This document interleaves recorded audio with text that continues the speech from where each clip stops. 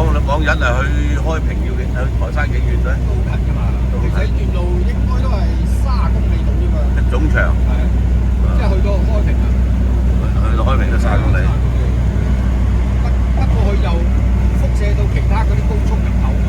哦，咁方便好多。係啦，咁啊方便好多，又唔使錢咁樣啊。咁啊肯定帶動啲經濟㗎啦。嗱，呢度就去水埗，直去就開平。